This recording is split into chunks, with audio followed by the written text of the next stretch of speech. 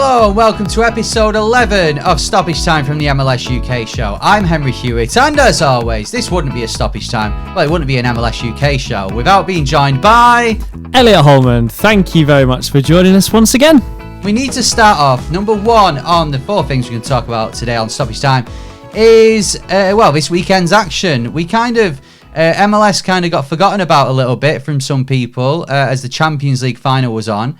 But you should forget about it at your peril because it was such an amazing weekend. It was a record weekend this season for goals.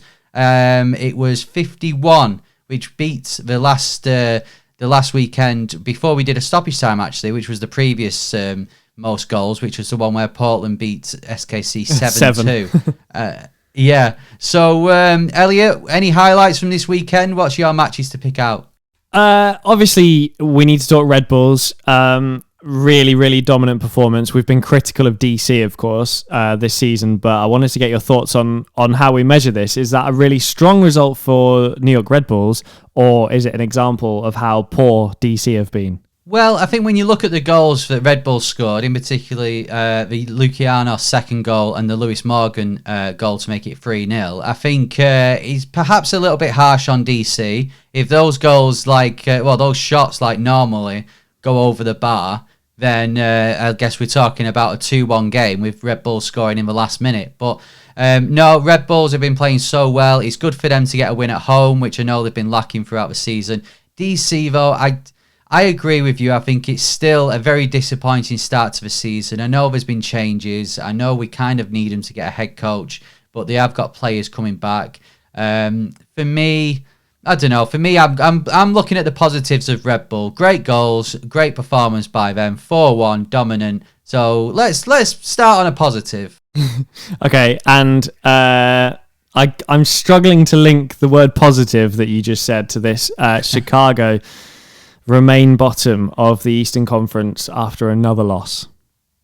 Yeah, I noticed Enzo Hendrickson on Twitter kind of said the things need to change. This sort of letting goals slip, having to come from behind all the time needs to change as well. And it does, he's right, but he's the head coach. He's the guy that needs to implement this. So, it is. It's a struggle at the moment. I mean, Toronto haven't been playing that well. They got a goal, great for them, and hopefully they'll push on. But for Chicago, it's another game down. What is it like? No wins in 10 now or something like that? Yeah, they're really struggling. Two teams we talked about on the last main episode of the MLS UK show, LA Galaxy and Austin. They are battling it out in the West, in the Western Conference, and LA all of a sudden got the upper hand.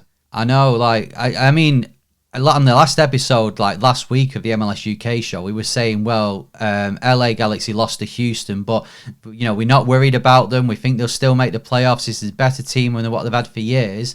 Now, since then, they've beaten LAFC in the US Open Cup and beat Austin 4-1. And what a comeback as well. I know Chicharito missed a penalty in the first half, but to come back from 1-0 down with half an hour to go or 35 minutes to go, whatever it was, to win 4-1, impressive. Go Galaxy.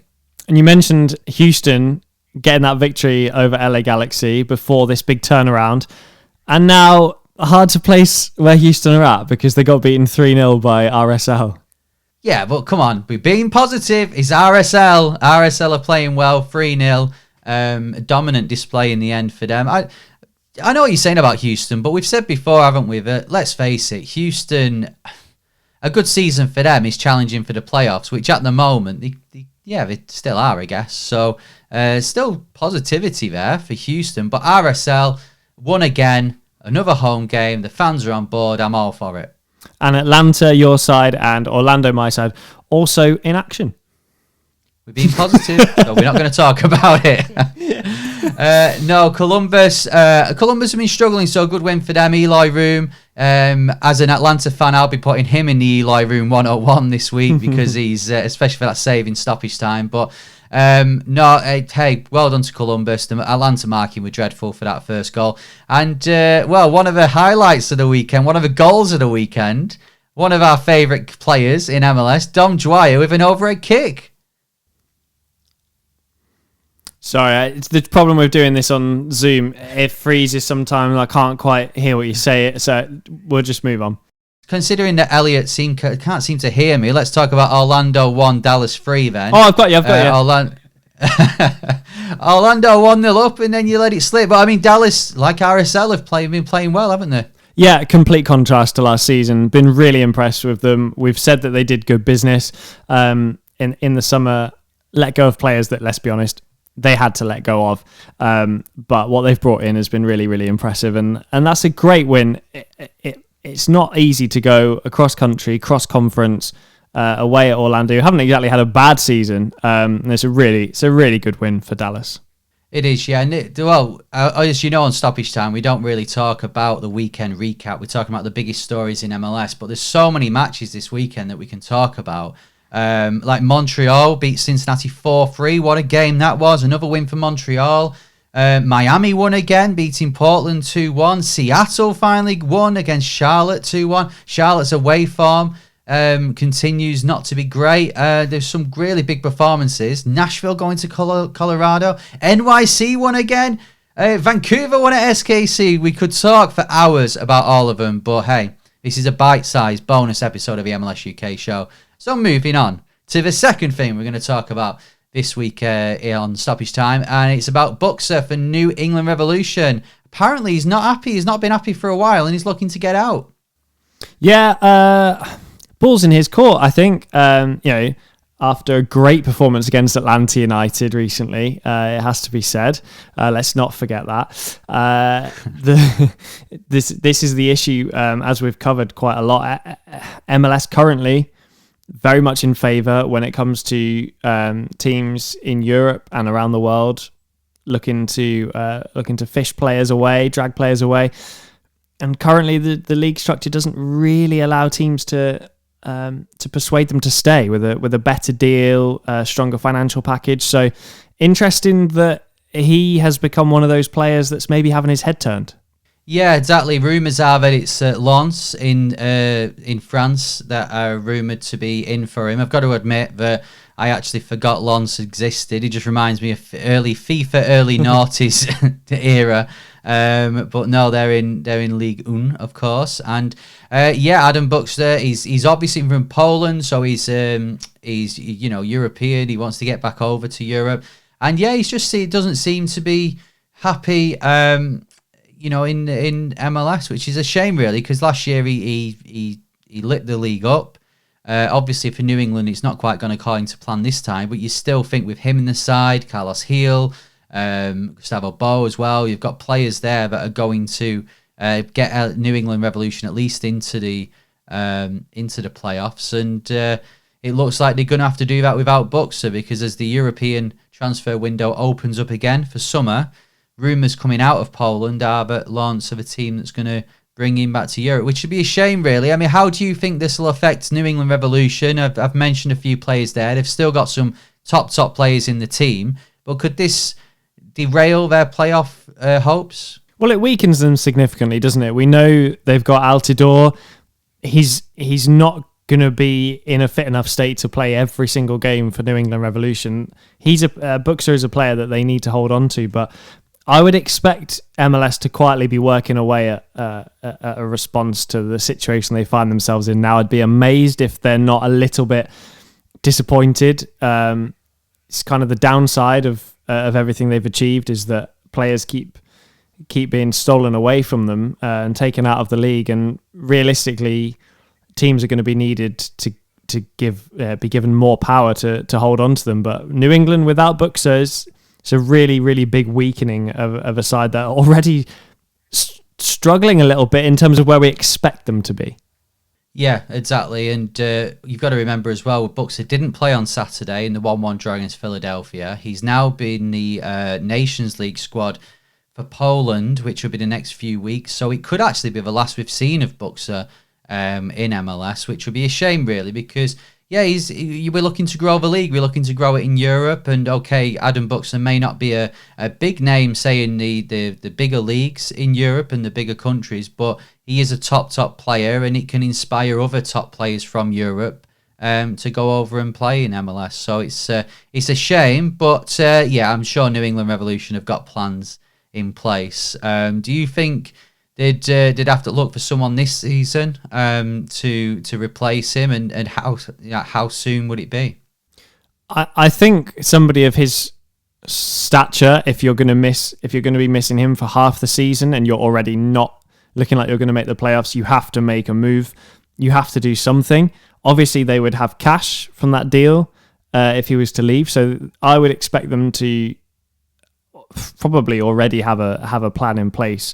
But it's likely going to be somebody who's already in MLS. They're going to have to trade for somebody. So interesting to see who might be on that shortlist. Now, the third thing we're going to talk about this week on Stoppage Time is Lionel Messi. Now, I know, this leaked last week, and then it leaked last week, and then there's been a lot of people saying, no, it's not happening, his agent, and stuff like that. But we need to talk about it because there's no smoke without fire. Lionel Messi he was linked to a move to Inter Miami in a Kylian Mbappe-style deal where he pretty much owns half the club shop, the stadium, the mascot, and everything else. He owns. David Beckham's going to give him half his house as well to sign. Phil Neville, he give him his first grandchild. I don't know what else. They were trying everything to try and get him signed. Messi's agent said this isn't true. I don't know whether he's saying it's not true based on the fact that he's going to own a bit of a club, and that might not look good, or whether it's not true at all. But, I mean, Messi to Miami seems an easy link. Can you actually see this happening? It's difficult, isn't it? We've had our fingers burnt with the Miami rumours so many times in the past. Obviously, if Messi's going to play somewhere next season, I would love it to be in MLS. And if it means it has to be at Miami, absolutely fine. There's absolutely no doubt somebody like Beckham is exactly who Messi would want to go and play for, who he would trust with a move as big as this towards the end of his career. Could it be somebody else? Could anybody else make this move happen? Maybe in LA, either LA sides, but Miami, of course, the strongest rumor. Apparently, the issue that the agent had was that he's not going to be owning a stake in the club. That was a little bit fabricated, although it was talked about.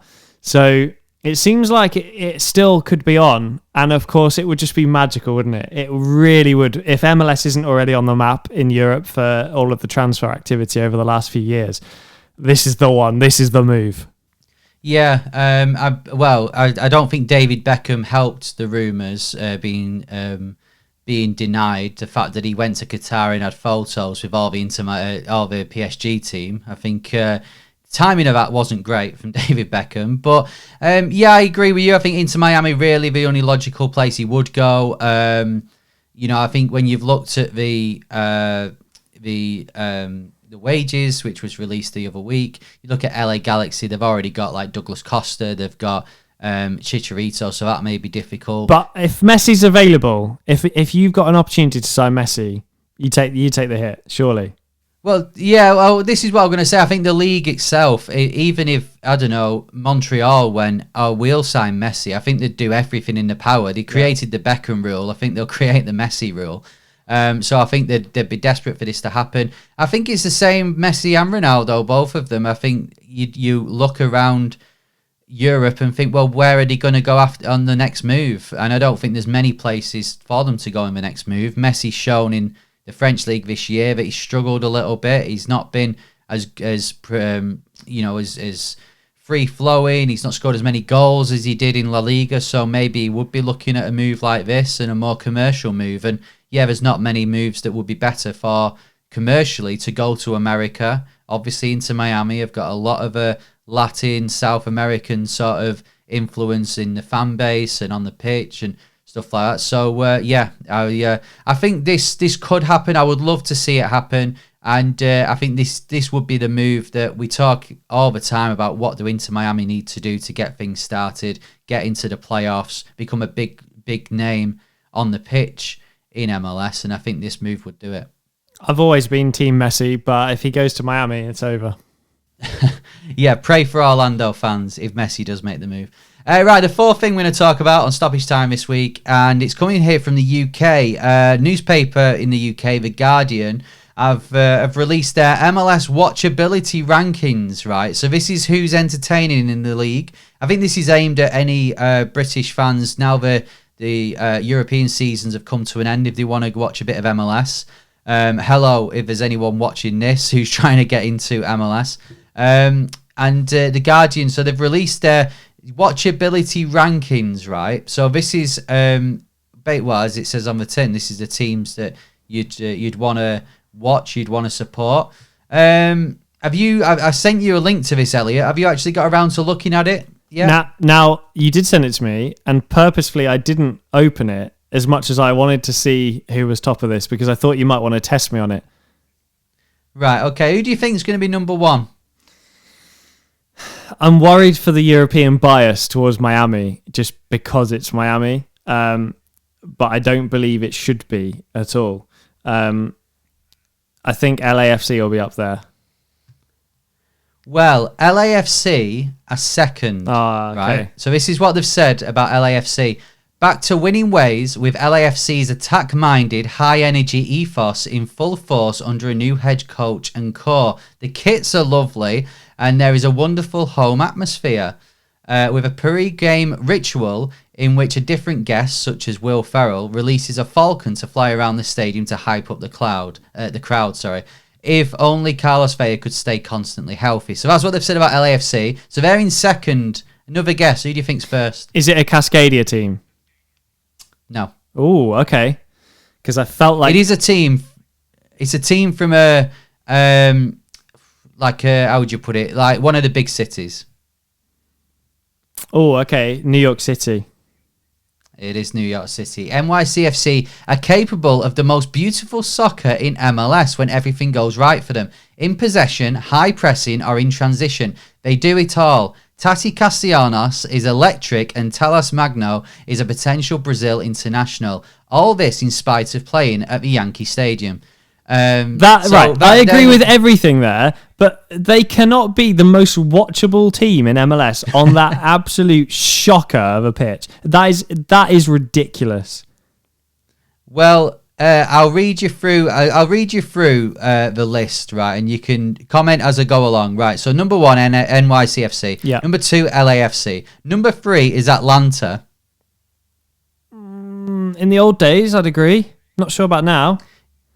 Yeah, they do say that Atlanta are a fascinating case study for watchability. They've got the league's all-time most expensive signing in Thiago Almeida and Luis Araujo in attack. But at the other end, goalkeeper Brad Guzan, centre-back Miles Robinson, and the team's only defensive midfielder Ozzy Alonso are all out with injuries for the rest of the season.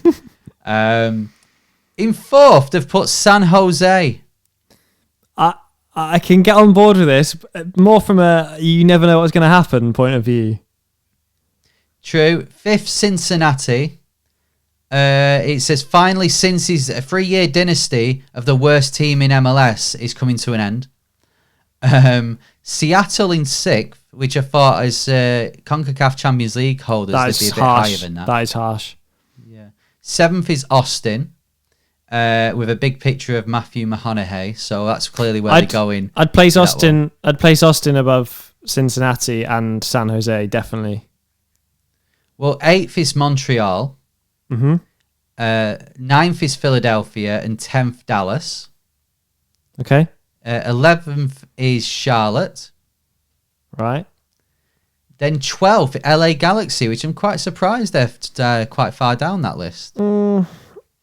In stature, yeah, but maybe they've got a point. They do say that obviously Chicharito is still very good and extremely likeable and easy to root for, but he's been a one-man show in attack. If Douglas Costa lives up to expectations, that could move them up the rankings. So we do explain with that. Okay. 13th is Orlando. Unlucky. Do you want me to read out what they say about Orlando? Yeah, unlucky for most, but for Orlando, it says they are fun because you don't know which version you're going to get. They are challenging in the East despite having the second worst expected goal difference. They have great wins and abysmal losses with high-end talents in Uruguay international Facundo Torres and former Brazil international Pato. Fair. 14th is Colorado, 15th Portland, 16th New England Revolution. It's a fall from grace, isn't it? It is. 17th Houston, 18th Nashville, which I'm very surprised about. Yeah.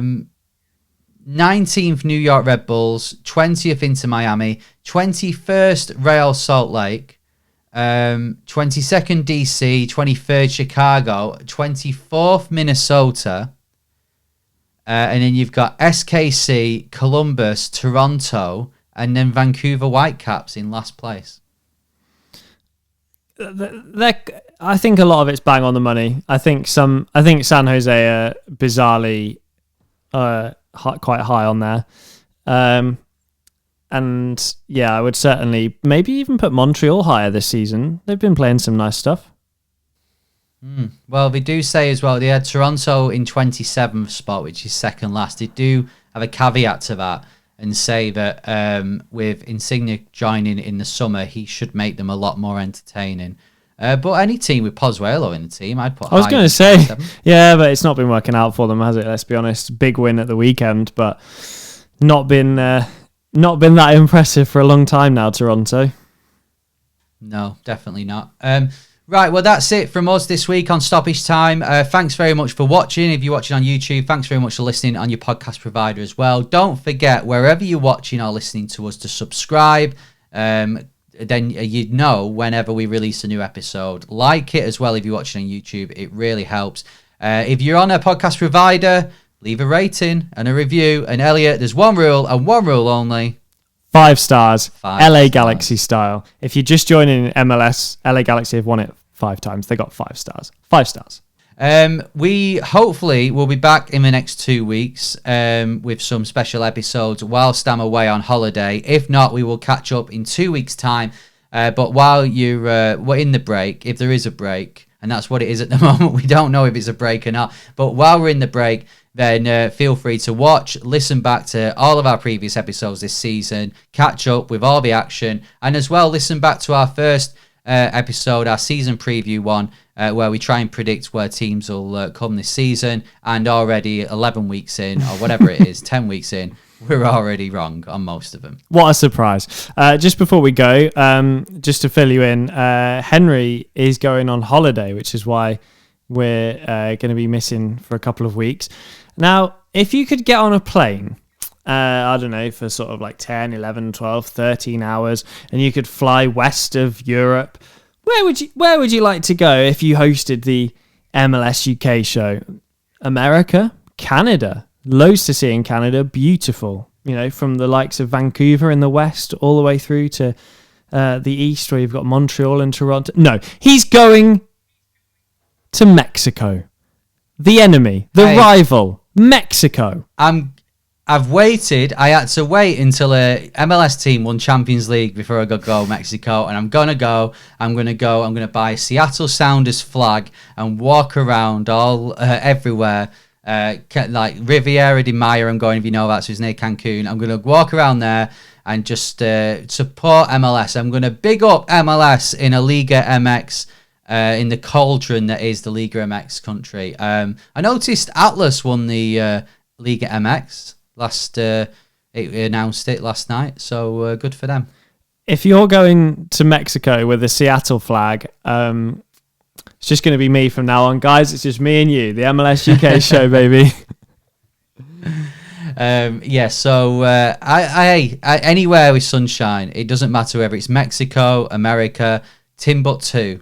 It doesn't matter to me as long as there's sunshine and I can get a tan. Because as I explained to you before we recorded this episode, in Manchester, and as you know as well, there isn't much sun and it rains a lot, and it is raining right now actually. So just remember who always goes to America, guys. Remember who your favourite is, all right? I got you. Right, let's move on from there. I'll see you in 2 weeks with a tan and having learnt a lot more of the Mexican culture. Who knows? We could start another spin-off, the Liga MX show. Probably not, but you never know. Ooh, no, dirty. Right. Thanks very much for watching. Thanks very much for listening. We'll be back next time on the MLS UK show. See you later. See ya.